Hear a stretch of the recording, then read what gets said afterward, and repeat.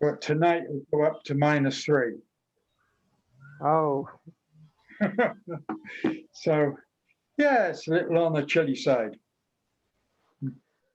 yeah. So it's long since you have session with you. Maybe it's about 2 months back. We hosted action research session with you, Yeah, and we are working on that issue. Maybe next month we'll be able to reach out to you with the outcome of that plan. okay, very good, very good. Yes. So if anybody is looking to publish stuff, then yeah, we should talk more. If you've got on the action research, it will make good international publications. Yeah, we hope so. And we are getting response from other countries also, so they are also interested to work on it because they find that it could be an effective way of developing teaching skill and also keep the classroom engaging. Good, good. So if the teachers have got ideas, then that's very good, very good. Yes, yeah, very good indeed.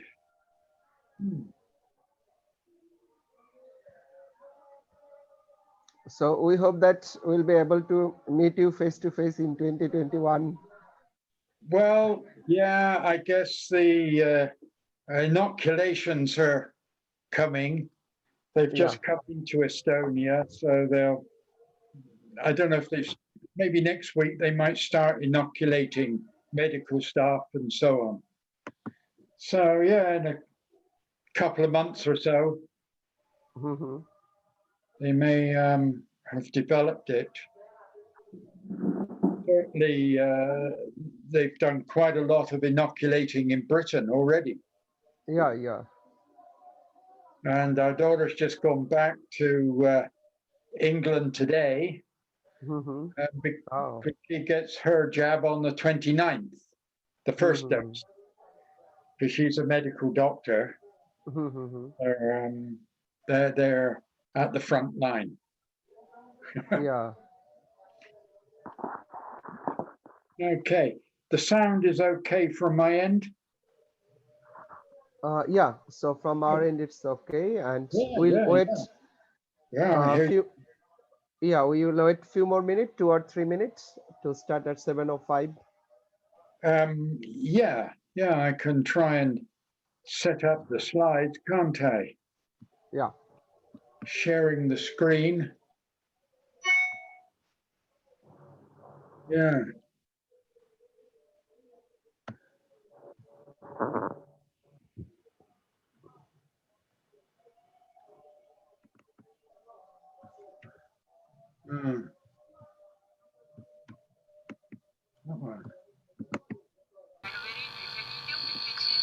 পাচ্ছ না, এখনো পাচ্ছ না, এইটুকু করতে পারলে না? Mute করব? হ্যাঁ।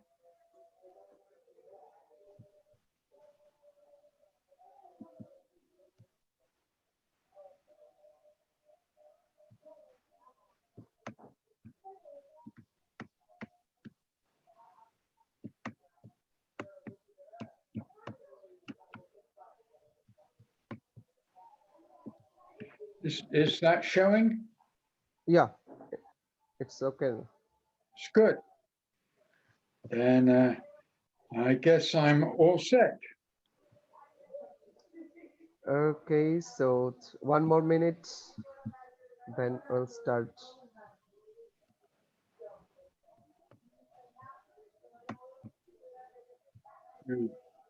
How do I go back?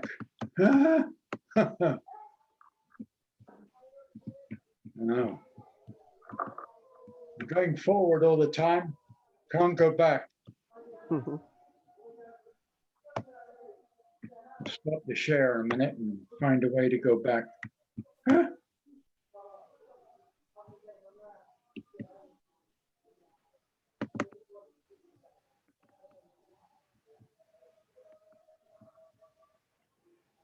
There we go.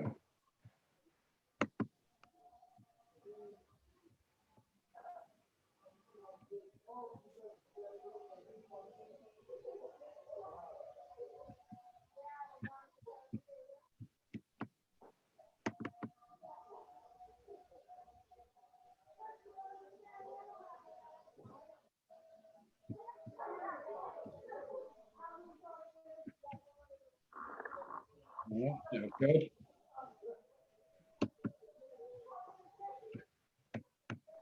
Is it working? Okay. Trying to get it back at the beginnings. I got it, but now I need to go into slide share. No, that's the wrong one.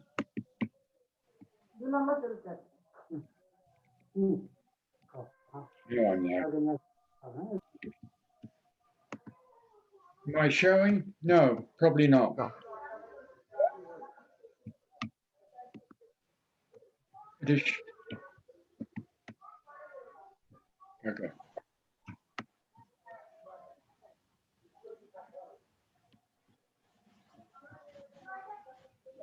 You get out now.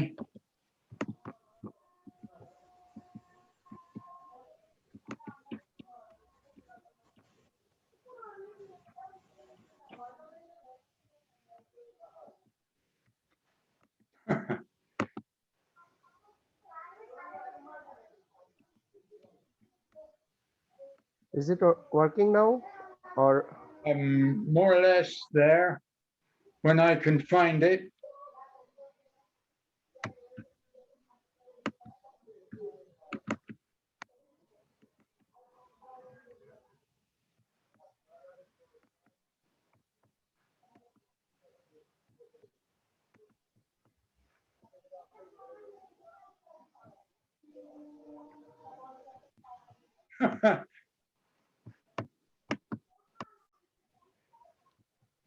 I have to leave the meeting, it seems. Oh.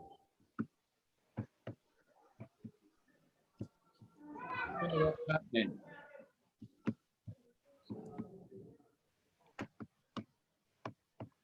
Huh.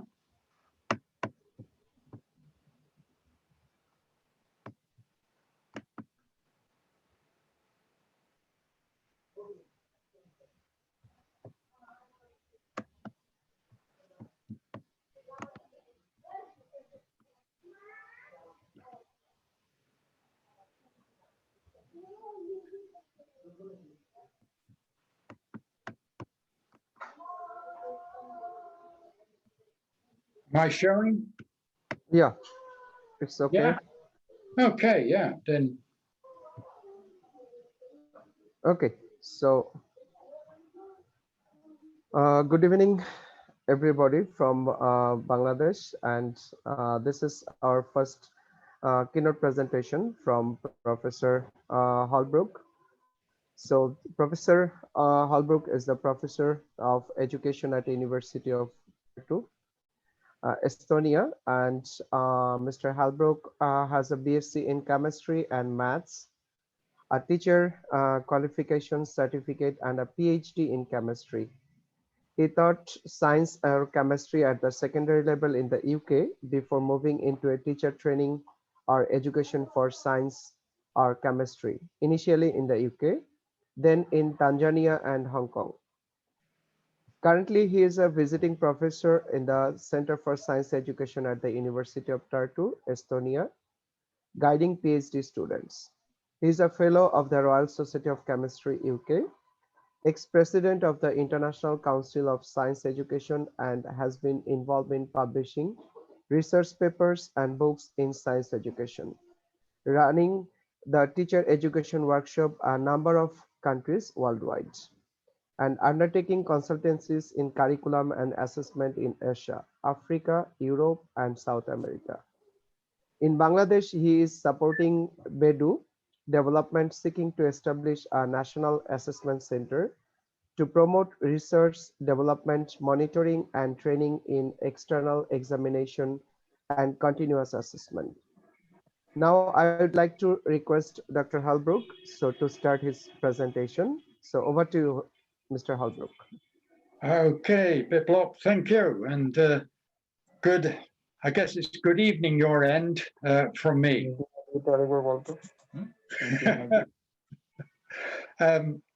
So the title of what I've wanting to talk about is the idea of reorienting science teaching with respect to the many global issues that we seem to be facing. And I'm hoping this has relevance to what we're trying to do. And let me therefore begin by trying to illustrate what I've called responsible behavioral action. This seeming to be a change from where we have been in the teaching of science in the past.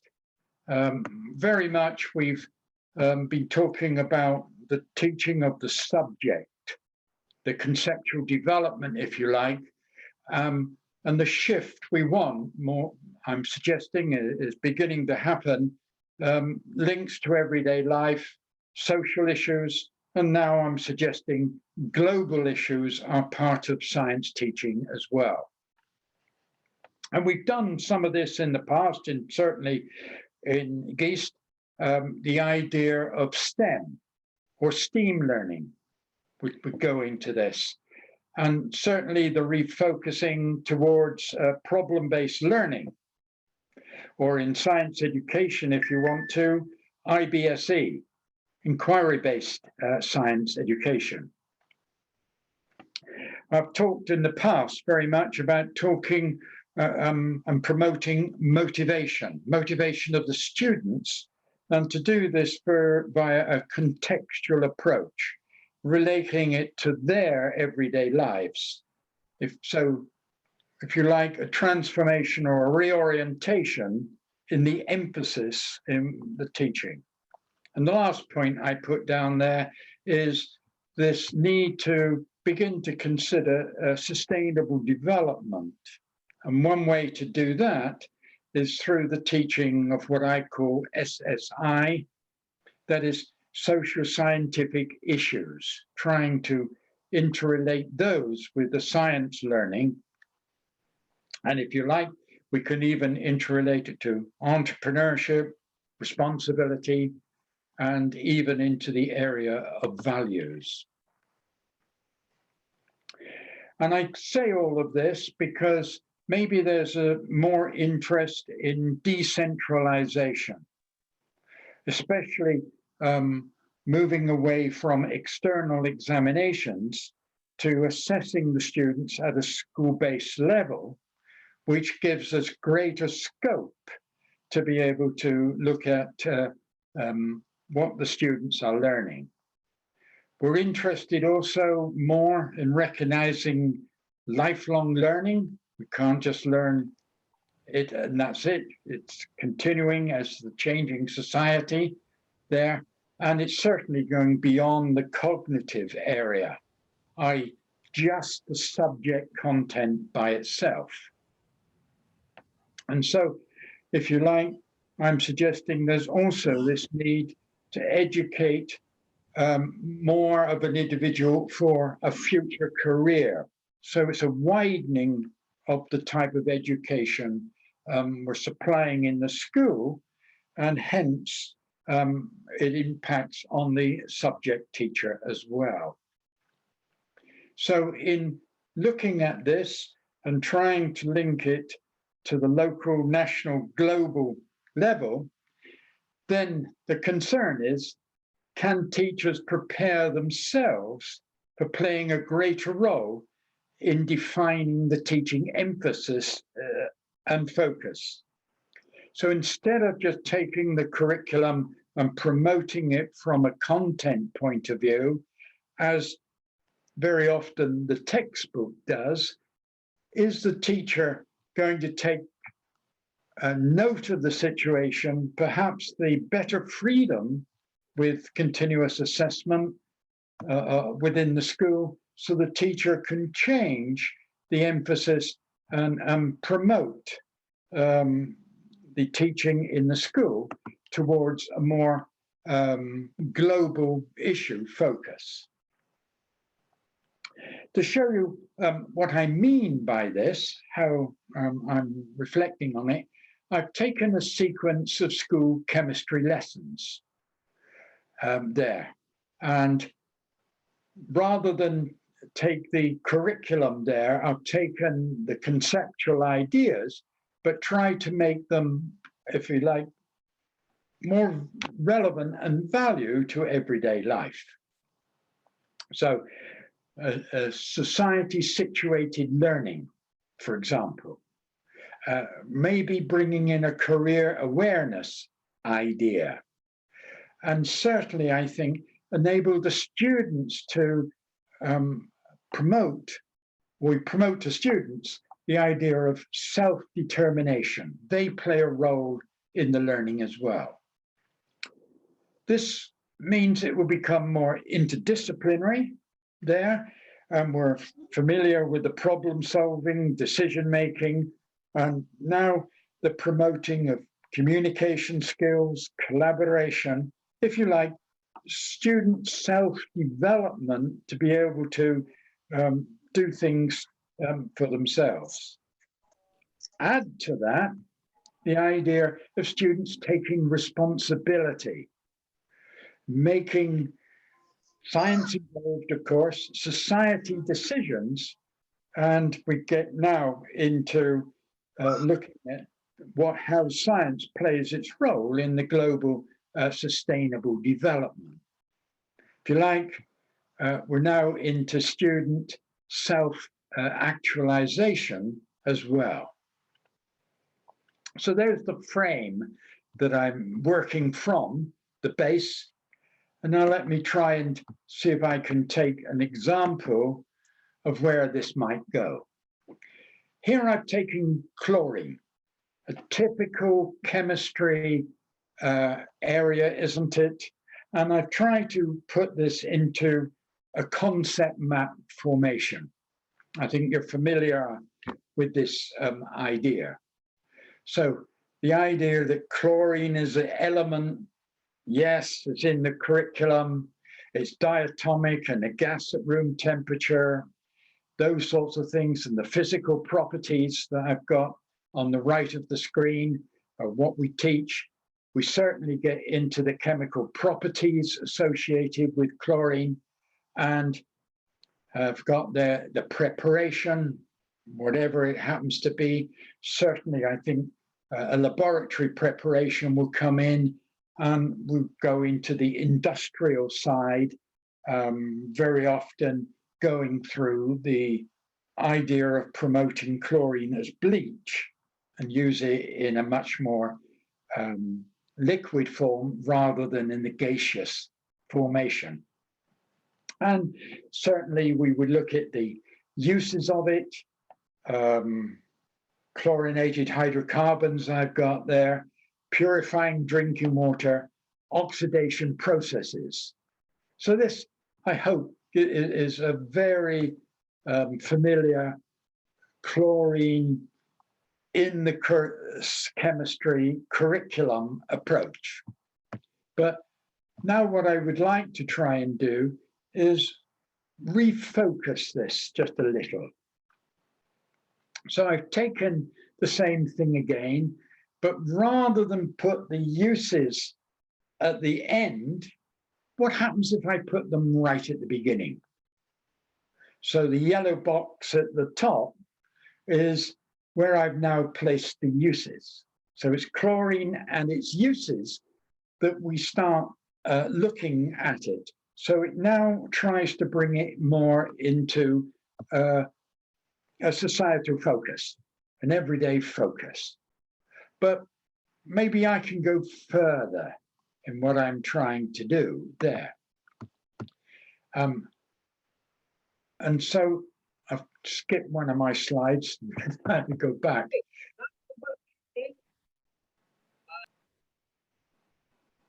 Can you hear me?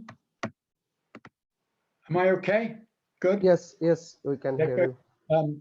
So the chlorine now, we put in a need for the chlorine. Yes, sir. Yes.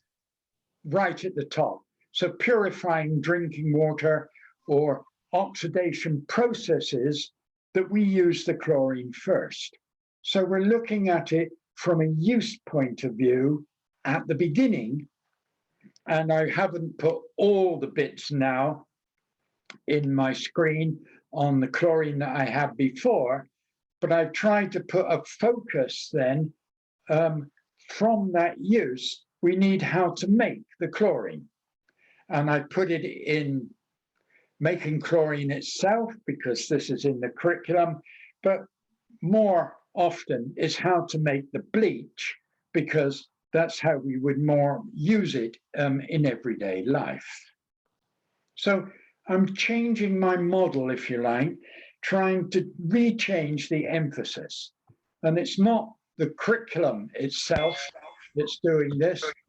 I seem to go forward too much, don't I? Oh dear. Oh dear, I've gone too far. Can I go out a minute and start again? Let me go up again if I can, where I was.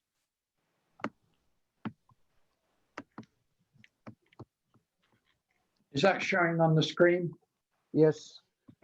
Okay, let me stay with that, then I can go back all the time. And this is where I was looking at it on a more societal focus. But if I take it just a little bit further, sorry, I got this far as well. We can still look at the idea from the subject side, but more of a, in the title, and I see it is problem solving, how to. So we bring the students in to learning what it's about. But I can also promote the relevance of it. And here now I've taken purifying drinking water as my, if you like, starting point. Students are familiar with the need to make the drinking water drinkable. So purifying it, chlorine gets use in this. And so I can now try to focus on that area and try to promote that rather than going to in all the aspects of chlorine. So I've tried to reorientate here, and with this, it takes me into a reduction of the content within the topic. Otherwise, the teaching time is going to take too much. So with this change that I'm getting there, the future of the teaching of the subject means the topics are likely to reduce in order that what we are teaching has a more meaningful link in everyday life. But I'm still orienting there, and you can see I brought in at the bottom left a little bit of communication, getting the students involved in communicating the ideas. I've suggested maybe one way to do that is creating a poster. But okay, I can go further there, and I can look at other aspects, and I'm trying now to add creative opportunities in what I've got there. So we can look at the chlorine gas and seeing opportunities associated with, is a poisonous gas and dangerous if it's linked. So how can we protect ourselves associated with that? And we get to the idea that anybody suffering from chlorine exposure, then fresh air is the treatment. If you're making chlorine in the laboratory and somebody gets exposed to it, then fresh air is obviously the treating associated with it. So we can widen it just a little bit more. And you notice on the top left, I've introduced the idea of chlorine water. The chlorine does dissolve in water, and maybe handling that is a better way than chlorine gas as well. And now from that, maybe I jump and give a much wider picture of what we might be able to do here. More motivational, more society oriented, and if you like, more trying to bring emphasis on the competences that we're trying to teach, which is not just knowledge or concepts itself, but also can put emphasis on the values, the skills, the attitudes as well in what we're trying to teach. And here I can now give a much wider picture of where it might go. So the whole thing's starting purifying drinking water using chlorine this particular way here. And obviously oxidation is the key element that we're using the chlorine for. And I've got much of the academic side on the left-hand side there, most of which I was showing in some area before. But let me draw attention now to the right-hand side. And here, now I'm looking at, if you like, the usage of it in society. And now we can bring in, how do we do that? And I'm suggesting we might be bringing in a socio-scientific choice. So we're now getting into a socio-scientific values area as we choose how we do it. One way would be to use the chlorine in solution. Another would be to use chlorine gas. And we could also consider in our choices here, we want it to be effective. We want to consider ease of use. We want to consider perhaps storage costs associated with where it gets used. And all of these can impact on the choice that we actually make. And in looking at the choices that we got there, this takes us into the discussion area. And so we now promote the advantages and disadvantages associated with it. And it's going to take us much more, if you like, into argumentational skills that we have to justify our decision. And our decision might not only be in chemistry, but in a wider field of the society itself. And so the end point could well now be making a decision. So it's decision-making coming on top of the learning of the chlorine, which in itself is coming from seeing its role in an everyday use. So we're shifting the teaching now, slowly, from the textbook idea to how the teacher can carry out and maybe do action research on how best they can promote the ideas in the students and get the students more involved in the learning for themselves, here, for example, being the decision-making. So the reformed map that I've got there, I'm saying is leading to educational competences. I'm reinforcing what I've said there. And this in the literature is often expressed as 21st century skills, a partnership of 21st century skills, certainly in the literature. Society context, and this hopefully is motivational by giving relevance to the type of teaching that we're doing. And I've just given a couple of my own references where we've been promoting this, trying to show that it's not new. It's been trying to develop this over since the beginning of the 21st century at least. A student learning is constructive inquiry learning, yes, PBL and IBSE, very much getting the students involved in that. And in making it very much everyday life, we've now if you like, got a pattern that could extend itself, that the teaching begins with an everyday life context, takes us into learning the chemistry context, and then it's trying to look at the issues involved in this. So it's taking us, if you like, into this SSI, social scientific arena, a three-stage process. And the references that I were giving there were to trying to introduce that sort of idea.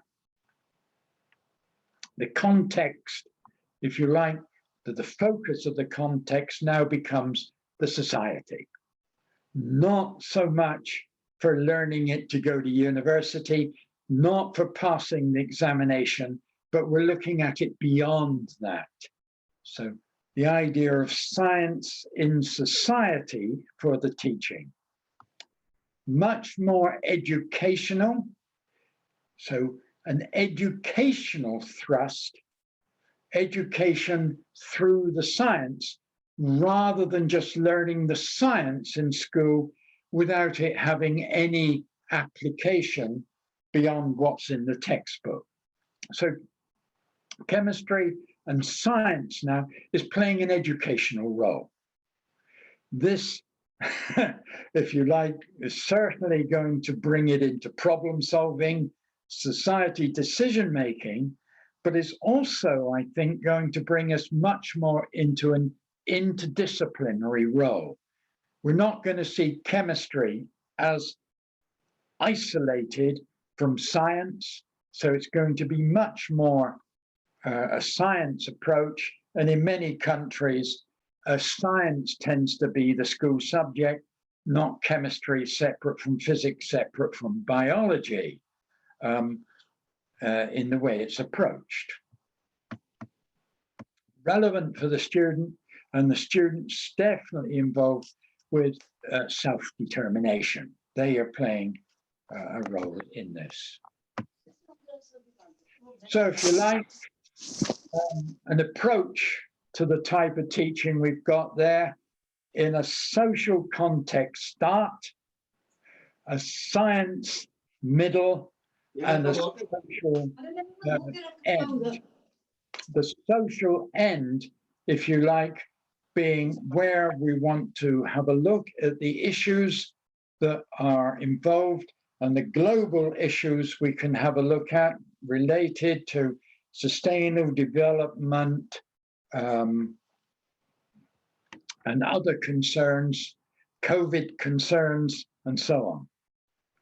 And we start with that context, which is familiar with the student, to make it more relevant for the student. So contextual frame could be local, national, or global there, takes us into what I called a decontextualized area, so that we're now learning the science, but learning the science for a purpose and trying to provide the student involvement in this, so they acquire the science so that they can then use it in a social context. Depending on the freedom the teacher has with the curriculum, depending upon the student's ability, the emphasis here can change. At the moment, with an external exam, the emphasis is very much in the middle. So maybe if you're lucky, 10 minutes for the first stage, dominant here for the teaching stage, and then just a little bit of application at the end. Transforming it, yes, this bit can build up the image for the student, develop the relevance, so it can now take on a frame of its own, which the students can explore, and the student can put forward their prior learning in the subject. So maybe a whole lesson going to that, whereas the whole lot might be 4 or 5 lessons, my example of chlorine is taking place. Maybe dominance in here, if there's still an external exam to back up the conceptual learning, but now putting more attention into the frame here, where now the science learning will link up with other subjects, and we start taking on a much more interdisciplinary approach at looking at the global issues associated with it. The SMILES approach then. That's what I was saying there. Student involved, student motivational, inquiry-based, problem-based, learner driving. So the students are driving the learning now. They play it, and it's for educational, much more interdisciplinary, and it's through that science learning that we've got. And if you like, we aim for miracles. So the learning is meaningful. Meaningful's got to be there. It's not just taking it out of the textbook. It's got to have a frame, and it's got to be what the students see as important. Obviously, the teacher plays a key role now, key in trying to promote it at the student's level towards the student's interest in the particular class. And I challenge BIPLOP in that. How do you do that when you've got a class of 125? Certainly, you make it interesting, so the teacher themselves presents it in an interesting way. Students are involved, students are thinking here, and students are going to try and relate it not only to the exam, but we're trying to relate it beyond that into society, into a career. And the career, of course, won't be just the subject. It's going to require much more wider learning, if you like, entrepreneurial type learning, safety aspects learning, and so on. This means making it relevant type approach, attractive teaching, yes, student involved, student led associated with it. And conceptually meaning being important, we can't forget that we've got to be able to understand the learning that is in there, and the student giving the feedback associated with that is important. And now it's education that we're promoting in a much wider pattern through the science that involves education, not only in terms of the subject, but in terms of the skills that we need to promote there, practical skills, procedure skills, and so on. We want positive attitudes to drive interest and therefore self-learning. And of course, it all has to have a value, and this value we can transform into the society to try and raise the values within the society, and in particular in today's age, sustainable ways of living. So if you like, a picture there of science there with the global issues forming a focus within it. And I hope that has a little bit of a meaning there. We're widening the vision, if you like, from science in society into science for society, or science with the society. It has this orientation.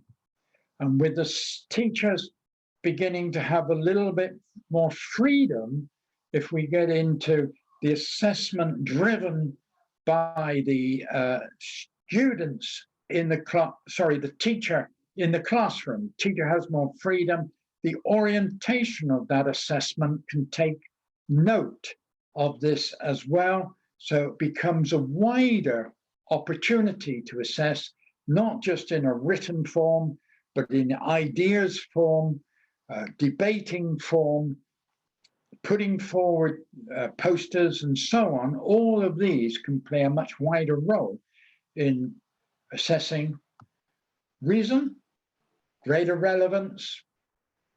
We don't learn so much of the subject topic matter, but what we do gets much wider and gets more interdisciplinary. Serves the society. We hope the students are more willing to participate in the learning. They have a much greater role. And the teacher, of course, being in control, can go at the pace of the students much more. It's a challenge for the students, but not an overbearing challenge that they can't cope with. We hope greater students' motivation and that it has a society needs context coming through, and certainly integration much more, STEM, STEAM, if you like, with an environmental aspect in it, or STEM, and if you like, with a medical aspect within it, or as I mentioned before, STEAM with an A in it, trying to give much more of a wider arts. The A stands for a much more, if you like, social aspect involved. So, conceptual in a STEM way, transdisciplinary perhaps coming in now, moving from just the school into the society as the area of consideration where you've got so many different learning attributes all coming together, associated with that there. And maybe I should stop here with this, just showing here that it's competence development and it's real world problems that now become the focus of our science teaching, not the subject, not the concepts, not the knowledge by itself, but processes, values, all coming together so that we promote the teaching as a whole. Is that good? Yes, thank you. Thank you for your nice presentation and sharing. And we hope that actually in incorporation of continuous assessment in science teaching, so will help classroom teaching interesting and engaging. So now I'd like to ask the audience. So if you have any question regarding this issue, so you can unmute yourself and ask directly, or you may write in the chat box. Hello. Hello. Yes. Hello. I'm Mohana Bera from Kolkata. I am in a teachers training college. My subject is bioscience. So it's very happy to hear you on this platform. It's nice to meet you. My what you have defined that every educational learning teaching process should be focused on society or the social context. And you another focus that conceptual learning, it is better to problem solving. So in our teaching, we say that when we define education, we define education as the all-round development of a child. So there is physical, intellectual, mental, etc., etc., but there is a social context also. But now we are realizing that every teaching learning process should focus more or less to the social welfare. What you have described through the chlorine preparation and all these tests, that students should go for that. My thought is that there are different methodologies of teaching you are focusing on the problem solving method. We are also talking about the project method and heuristic method at the school level. What is the preferable methodology of teaching, or we will mix it up to teach the students at the school level? Is there any specific way out? Yeah, please. Yes. So obviously the level becomes important because you've got to take into account the student development. So you're in the Piagetian development. But within this, of course, we're trying to provide the challenge. And so hence the problem solving, which will be relevant to the student's development. We're also now saying there is a career element there. There's a social element in there. And so it is education that is really the goal, not just the science. So the science is contributing to the learning in the education in these wider areas. And with Big Block bringing in, as he was telling me, the continuous assessment, i.e. the teacher does more of the assessing, then these attributes can be assessed as well. And hence student creativity in coming up with ideas, a student being able to put forward arguments against a social issue can come forward. But of course, age dependent. And my example on the chlorine is what, grade 11, sort of area, maybe grade 12. So I'm right at the top of secondary school. And I purposely did it there because of the overbearing emphasis of the external exam. But I agree with you wholeheartedly. Because when we teach, we follow some micro teaching. For example, there are different skills to be executed. There is introduction, there is board work, there is the explanation, etc., questioning. But for the children in the school level, you are talking about the 11th or 12th standard, this chlorine demonstration and all this. But below that, the student of the age group 10 to 12 or 14. So is there any specific mode of teaching in case of science? What is your suggestion? There's no absolute ever, but the idea of the 3 stages that I was giving, beginning with motivation. So the motivational is in the everyday experiences. And what I'm saying is besides motivation, we can find out their background. We can build on that science background, not starting from the textbook, but their background. And it's motivational because they've had an input. And then you go into building on that through your problem solving, whether it is very much at a teacher-led all the time for the students, or the students have an input in there. So it is, if you like, based on where the students are, or as you get higher up, the students themselves put forward the problem and they put forward how they get at the problem. It depends, yes. Thank you. Thank you, sir. Thank you a lot. So, myself, Sabyasachi from India. It's not really a question. I need some just a endorsement or a criticism from Professor Jack Holbrook. To me, for 30 years of teaching, the free flow is the main word. Free flow.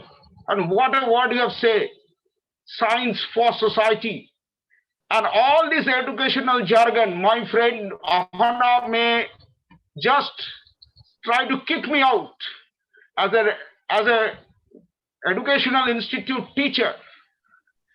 The very impediment is the jargons and techniques. I am really very enriched with this lecture. I am really very enriched. No, I know. That I know. These all are impediment on free flow, on thinking of the teachers for a social approach of teaching. Yeah. And I believe that if we can overcome those things, more so, not in a pandemic situation, in this current societal stages, when you are talking about solid waste, why can't you talk about that the rack pickers are mostly this gender inequity is very much there in the rack pickers. So you have to bring in all these things into your classroom, and for that a teacher must be having a social affinities towards society and affinities towards social problem. I salute Professor Shah for such a wonderful direction of showing that science can be. That's why STEM is now converted into STEAM. We have added that additional A, the S for A for society in it. And if the teachers and that think in that way, that can be better. I think I need Professor Sir's comment on this. Yeah, I think the big issue, I think, here is the teacher. And this is where GEIST is coming in, helping the teacher, getting the teacher to recognize where they might be able to go, and trying to see if we can get beyond this external examination dominance that is pushing us into science for an examination, not particularly for a career, certainly not for the aspects that we face in society. So it's trying to get this shift in there. Western societies have managed to get the curriculum to go that way a little bit there and move away from the external exam in its entirety. But it's going to be a long way before the external exam disappears. Very difficult to do that. But by trying to bring in a little bit more done by the teacher, then maybe we can make the teaching more exciting. So yes. Okay, so thank you. Sorry, I was going to say Science for Society is a slogan, but within it, we're trying to see what we can do. And this is where I think GEIST is interested in exploring opportunities. Sorry. Yeah. So one question from Rajaram Paul Chaudhary from Bangladesh. So his question is, how do social issues influence science? How do social issues influence science?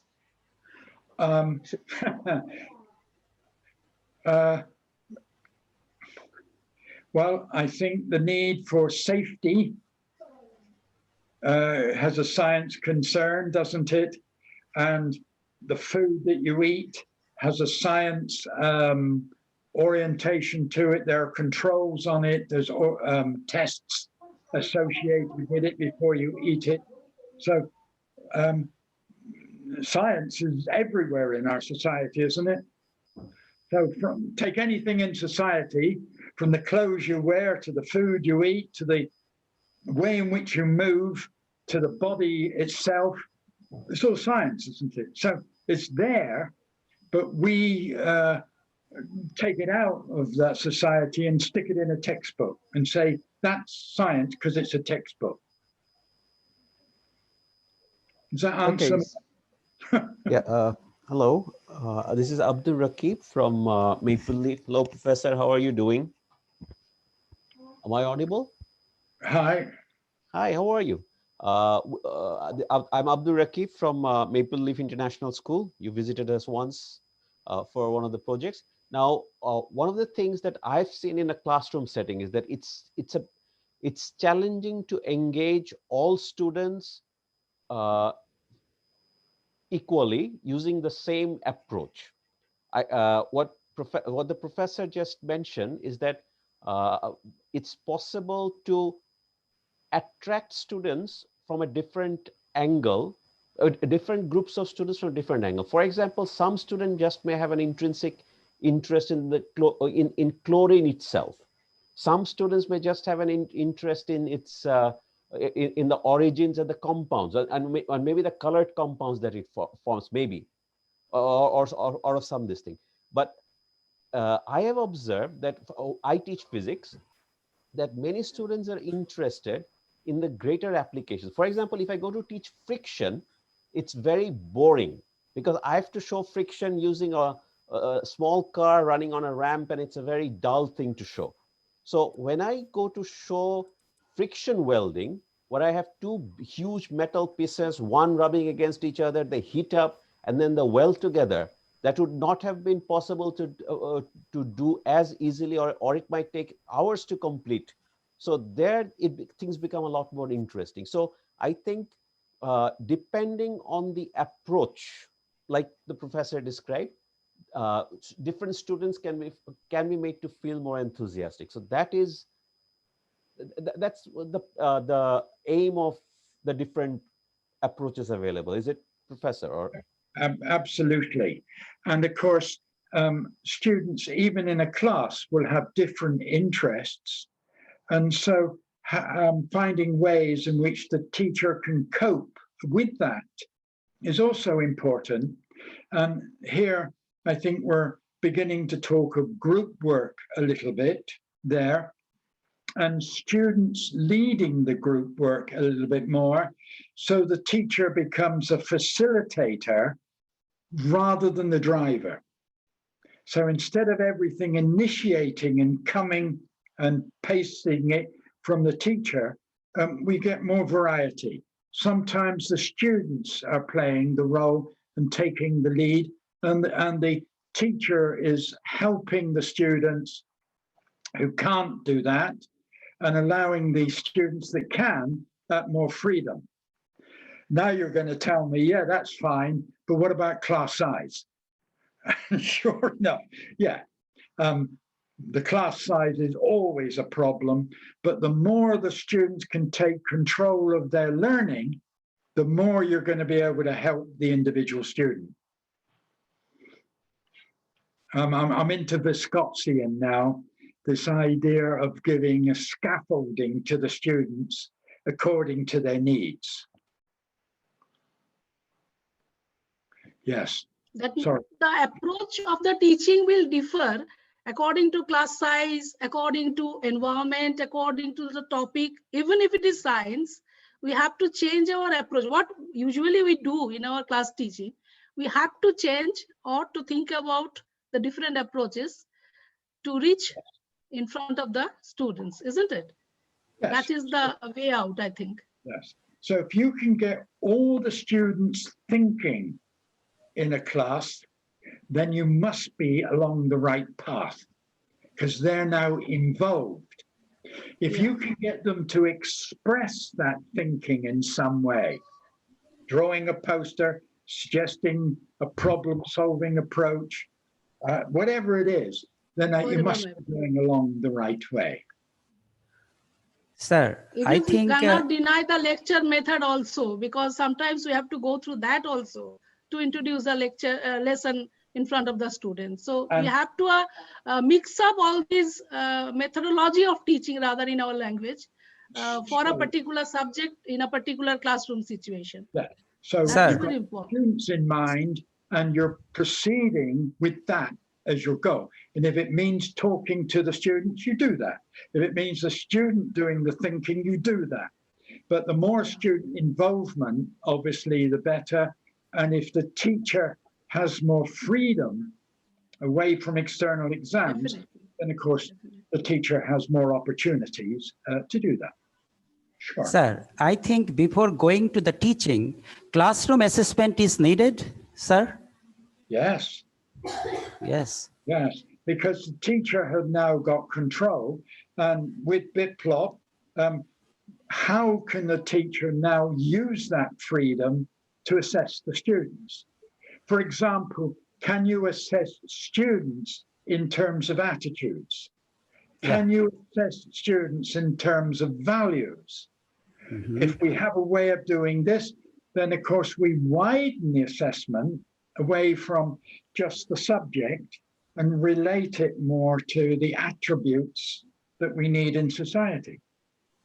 We don't forget the science, of course. We still got to have this conceptual thinking, this abstraction that we would need, but we also interrelate it.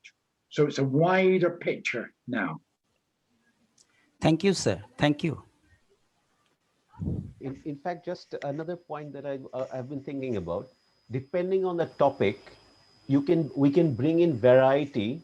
Like one topic we can get started from the social setting and then go into the let's say the details, the nitty-gritty details, and then the top this thing. The other, maybe we can start from the appearance of the chemicals and then get up. It's just like a magician approaching different shows in a different way. That gives variety to the approach. I think it just brings in more variety, more entertainment, and I mean the students will want to come back to the next class if in case if there's a greater variety. I think.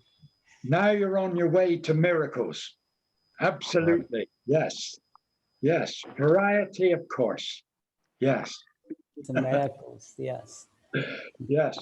I can remember when I was at school, the geography teacher used to come into the classroom and close the door with his foot. So all we did was learn, waiting for him to slam the door. This was our learning. So, yes, you always do it the same way. The students will focus on that. More variety, absolutely. So one more question from Pushpa Paudal, Nepal. So while chlorine is pulmonary irritant, while teaching in the classroom, how can we make the student feel so practically? Well, one way, I guess, is for the students to design the experiment. They give the design, they draw together the apparatus there, and their experiences in everyday life, so they're likely to bring their apparatus from everyday life. So you give them a challenge that way. But that's just one way, of course.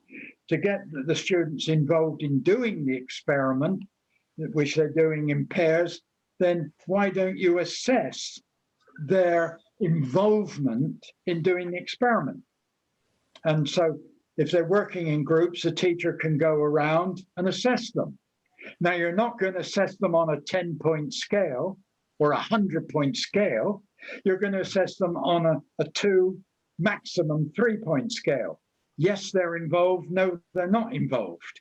And when you tell the student you're assessing them from this perspective, then of course they, I presume, will get involved because they want to get some marks. Yeah. So it's the teacher now playing this role of guiding the students in what you want them to do. And if you like, using the assessment as a negative reinforcement, if need be, to get them to do it. Okay, so anyone, do you have any question to Professor Jack?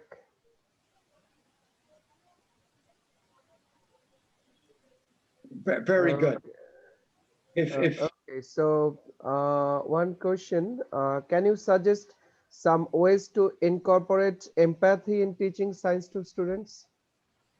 So that again, some ways of incorporate empathy in teaching science. It depends, yes, with the students, but of course they have concerns. And if you can get them talking about their concerns, you can then begin to explore the way they are thinking, and yeah, make this a point, make going further. What's the empathy at the moment there? How to behave with the coronavirus? Who gets inoculations first when it becomes available? I don't know what it is, but yes, I think the teacher has got to draw it from the students. Okay, so anyone, any more question? So thank you, Professor Jack, for your valuable time and your sharing. You hope that our teachers, especially those who are from science background, will get some idea to reshape their classroom teaching practice. And we hope that if we can include continuous assessment in our country, so it can make our lesson more interesting and student-centered. And it also minimize the load of the student, because Yeah. at the end of the year, whenever they have to study so many things, so they feel pressure. But Yes. if the part of the lesson is assessed daily basis, so they will feel interesting in their class, they will join regularly in the class, and their level of thinking will increase rather than memorizing the topics. But I hope that if GEIST is interested in this continuous assessment, you won't wait for it to come. You will drive it. You will help promote it. And the teachers are going to need a lot of help for you to promote how to behave there. So it'll take a lot of effort before teachers are going to be comfortable with moving in this direction. So don't wait. We need to start now, helping the teachers think of this. Yes. Very good. Thank you. So Sure. thank you. so Thank you much. all for joining this session. Thank you for your time. Thank you. Okay, bye-bye. Bye-bye. Thank you, sir. Bye-bye. Bye. Bye-bye. Bye. Goodbye.